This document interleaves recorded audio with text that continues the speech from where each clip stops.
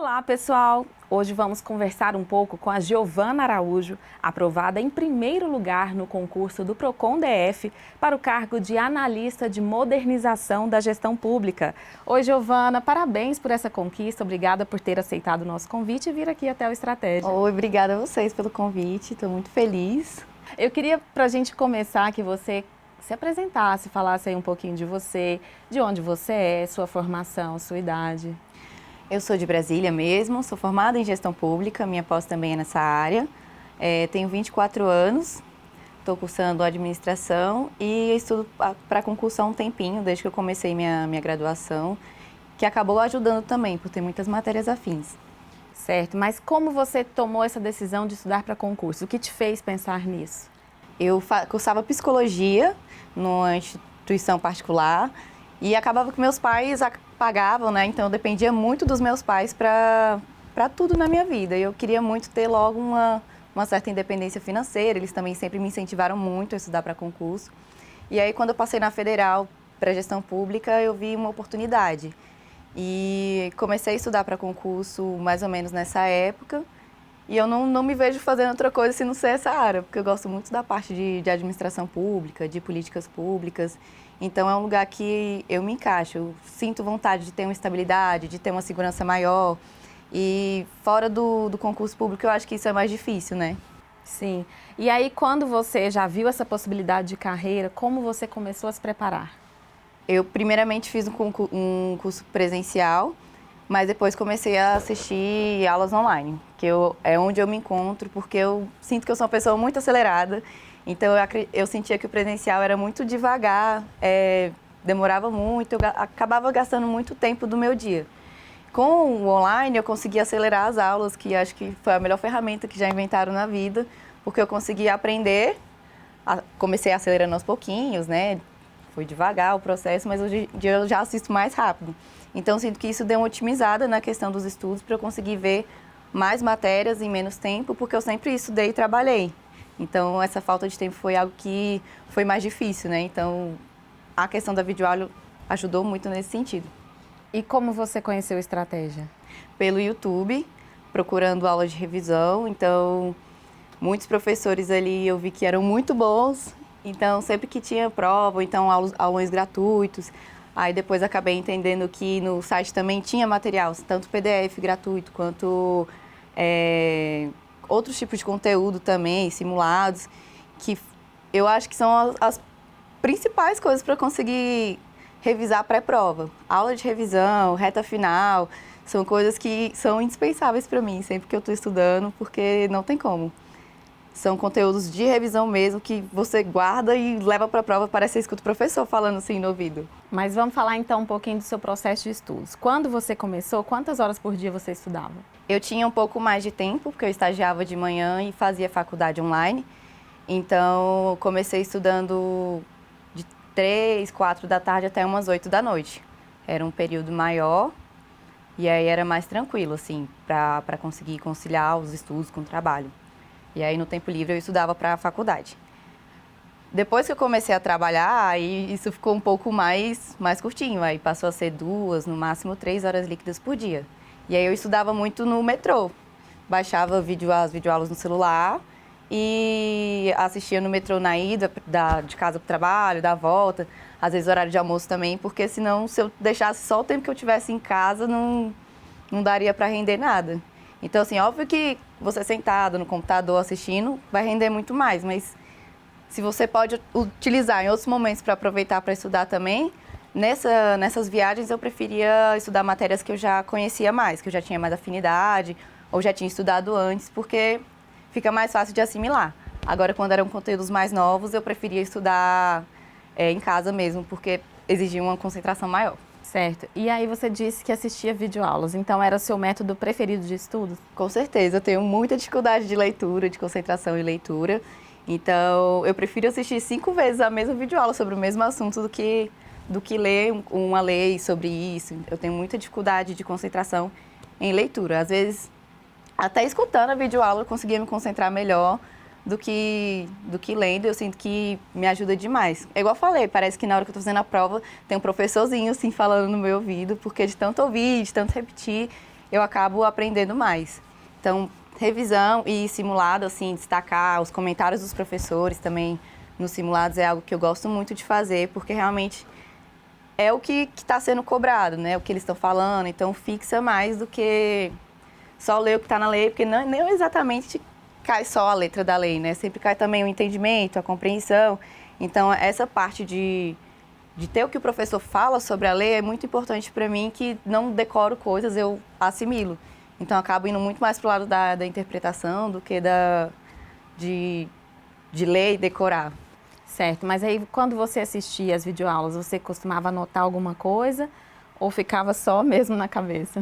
Como é um conteúdo novo, uma matéria nova, eu sempre anoto, porque eu acho que ajuda a fixar. Agora, se for um conteúdo, por exemplo, constitucional, que eu já estudei várias vezes, para mim, eu não sinto necessidade. Às vezes, quando eu estou assistindo uma aula, eu estou com o material e acompanho o que o professor está falando, com o que eu já anotei, que eu acho que é bom para revisar também. Mas, quando é algo que eu já vi muito, às vezes nem o material eu gosto de usar. Porque eu sinto que eu consigo assistir mais aulas em menos tempo, mesmo sendo sobre assuntos repetidos, que acho que sinto que acaba fixando mais também. E revisão, como você fazia? Eu gosto muito de assistir aulas de questões, sempre fiz questões, né? Meu método era mais ou menos assistir 2 videoaulas e fazer 20 questões. 2 videoaulas, 20 questões. E quando é véspera de prova, só aula. E aí eu priorizava aulas que eram de revisão por questões mesmo da banca. Então, se é uma prova da FGV, vou assistir só aulas que sejam de revisão da FGV. Mesmo que sejam para outros concursos, eu focava em fazer aulas de revisão da banca. E as revisões de véspera também. Revisão de véspera, reta final, são aulas que, mesmo que sejam vídeos que já tenho até visto, porque geralmente vocês soltam antes, quando é véspera de prova também, a semana da prova, só assisto essas aulas, que são mais de revisão mesmo. Uhum. Então, até mesmo as questões, você gostava de assistir videoaulas. Uhum. Mas assim, eu sempre fiz muita questão. Desde que eu comecei a estudar, é algo que eu sempre fiz muito. Mas quando chega faltando 1, 2 semanas, eu não mexo mais em material, eu só assisto videoaula. Porque a prova não vai ser por vídeo, né? Você vai ter que escrever. Então, de alguma forma, você tem que ter contato ali com o material escrito, né? Para ver como você se sai. Aí você disse que fazia muitos simulados, né? Você cronometrava? Geralmente eu pegava na internet, imprimia. Eu sempre gostei de imprimir. E ver o tempo que eu faço por questões, porque você acaba se condicionando. No início eu demorava muito. Aí depois eu vi, no dia da prova eu não vou ter esse tempo. Então, tem que tentar acelerar mais, não ficar gastando tempo em questão que você realmente não sabe. Tempo em prova é uma coisa que é muito, muito essencial. No início eu tinha muita dificuldade com isso, que eu queria analisar pontinho por pontinho, tudo assim. E a gente vê que a gente acaba não conseguindo terminar a prova se a gente faz assim, na redação também. Então, mas eu acredito que seja com tempo de prova mesmo, você conseguindo entender que não tem como saber tudo. A gente se cobra muito, preciso saber todas as questões da prova, preciso saber tudo que vai cair. Não, você tem que estudar o máximo de coisa que você conseguir estudar, mas sempre vai ter uma questão ou outra que o examinador tirou de um lugar muito longe, que você não vai saber, que você não vai lembrar, e isso não pode abalar. Não sei essa, vamos para a próxima, não sei essa, vamos para a próxima. Na experiência do Procon, eu fiquei muito nervosa, porque teve uma série de questões assim que parecia que eu não sabia nada. Aí eu falei, não, vamos tentar usar os conhecimentos que eu já sei de outras áreas, de outras coisas, para tentar ir resolvendo. E aí teve um bloco que eu sentia que não sabia nada, eu vou fazer o resto. E aí eu acredito que foi o que derrubou muita gente que fez, né, comentou a prova depois, falou, eu não sabia nada, acabei desistindo da prova. Ou então, estava muito difícil, eu fiquei muito nervoso. A questão do fator emocional também influencia muito nessa parte da preparação. Então, a gente fica ansioso por todo o processo, pelo processo de estudar, na hora da prova, aí chega uma questão muito difícil. Então, o autocontrole também emocional, a questão de saber respirar, de saber que não tem como saber tudo, é um ponto que eu tive que trabalhar muito para eu conseguir começar a avançar assim, nos concursos também. Certo, e para o Procon você estudou quanto tempo? Na verdade, teve uma prova antes do Procon, que foi do Sebrasp, que foi o CNMP. E aí eu estava me preparando para o CNMP, mas o edital era muito parecido. Então, quando saiu o edital do Procon, eu vi que era parecido e falei, não, vou fazer as 2 provas. Quando passou a prova do CNMP, aí eu peguei tudo que eu que eu via de direito do consumidor e fui estudar tudo que não tinha na prova anterior. E aí deixei só para revisar mesmo as matérias que eu já tinha visto na prova do CNMP. Certo. Aí você falou que assistia várias videoaulas, muitas matérias por dia, ou você gostava, tipo, um dia assistir só de uma matéria? Eu sempre gostei de variar para ter uma dinâmica maior. Então, se eu assistia 2 aulas de constitucional, eu ia fazer 2 questões de raciocínio lógico, depois assistia 2 aulas de português, ia fazer 2 questões de AFO. Sempre gostei de misturar, assim, porque eu sinto que eu ia colocando vários conhecimentos no mesmo dia ao longo de um período. E aí não ficar só muito boa em uma matéria, só muito boa em constitucional, só muito boa em português e esquecer das outras, porque acaba que a prova distribui conhecimento para todos, não adianta nada você ser muito bom em uma coisa e não saber mais nada do resto. Então eu priorizei sempre aprender tudo junto. Mas eu não sei se funciona para todo mundo, é um método que as pessoas falam, para mim não funciona, é uma coisa que é bem minha mesmo.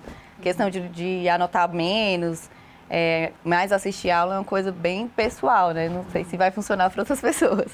É o que a gente fala, que é importante experimentar e ver qual é o rendimento, o que a pessoa se adapta melhor, porque, como você disse, cada pessoa aprende de uma forma e você encontrou a sua forma aí e foi muito bem sucedida com o primeiro lugar.